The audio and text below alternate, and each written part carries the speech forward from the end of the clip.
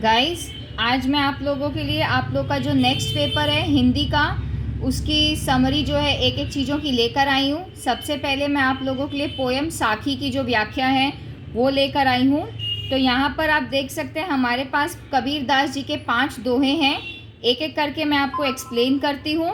गुरु गोविंद दोहू खड़े वाले को मैं एक्सप्लेन करना चाहूँगी। पहले प्रस्तुत दोहों में कबीर दास जी कहते हैं कि गुरु और भगवान दोनों ही मेरे सामने खड़े हैं।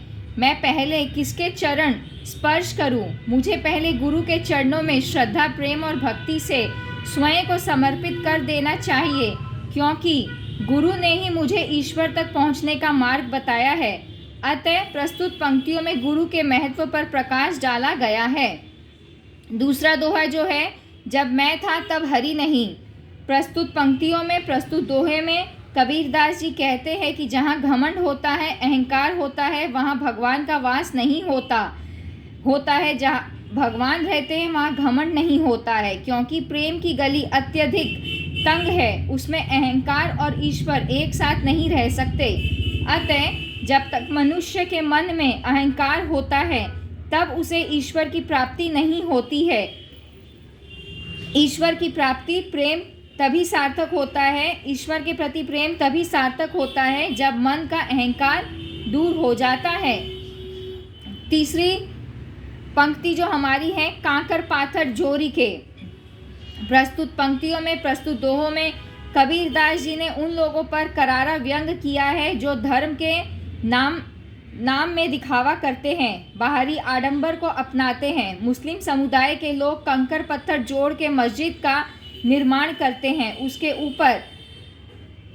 ऊपर कदकर मुल्ला बांग देता है, यानी कि अजान देता है। कबीर कहते हैं कि क्या तुम्हारा खुदा बहरा हो गया है, जो कि मस्जिद के ऊपर चढ़कर चिल्लाने से ही सुनता है। अतः ईश्वर दिलों में वास करता है, उसे पाने के लिए मस्जिद मंदिर बनाने की कोई आवश्यकता नहीं है।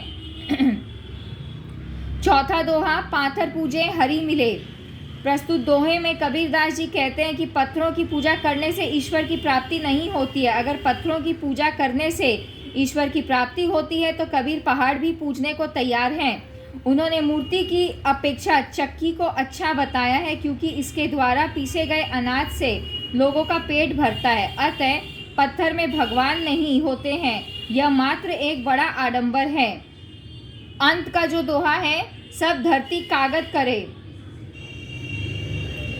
प्रस्तुत दोहों में कबीर दास जी कहते हैं कि यदि पृथ्वी पर व्याप्त 7 समुंदर की स्याही बनाकर जंगलों को मिलाकर संपूर्ण लकड़ी की कलम बनाकर संपूर्ण धरती को कागज पर हरि बयां भगवान का बखान लिखूं तो भी वह पूर्ण नहीं होगा।